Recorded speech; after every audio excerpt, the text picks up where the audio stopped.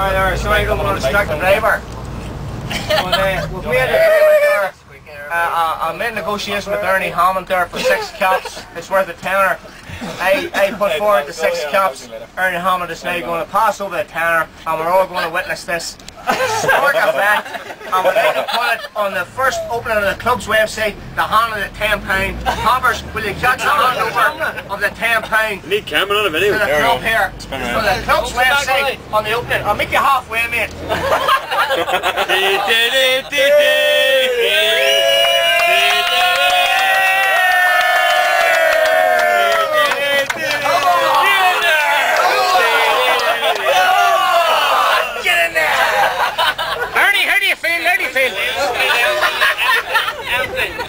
Ernie, you're live in Sky Sports News. How do you feel?